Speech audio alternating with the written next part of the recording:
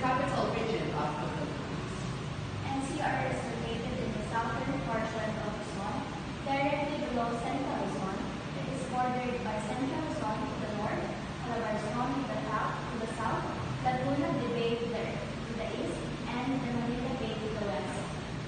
NCR is the smallest region in the Philippines, but the most densely populated. The total land area of the National Capital Region in the Philippines is approximately 638 55 square kilometer or 267 square miles. NCR serves as the county sets of government with the city of Manila as the capital.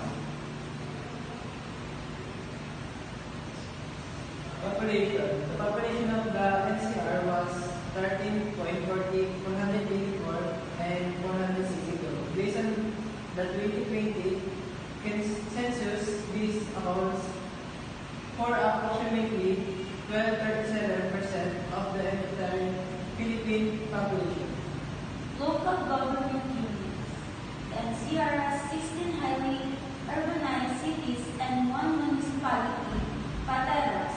The region is also divided into a total of 1,710 barangays. Economic growth. In 2022, the NCR's economic grew by 7.2%. However, in 2023, the NCR's economic growth slowed sharply to 4.9%, marking the weakest growth since 2021.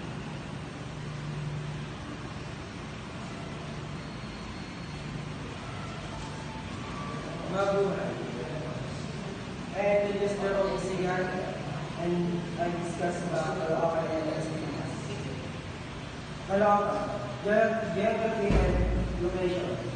Caloocan City is a landlocked city, meaning it does not have a direct access to the sea or any major bodies of water. The city is adjusted to northern Manila and lies near the Datang Lagoon, which is part of Manila Bay. Size. Caloocan City has a total land area of approximately 55.80 square kilometer or 21.54 square miles. Population. As determined by the 2020 census, Caloocan City had a population of 1,661. 1,661,584.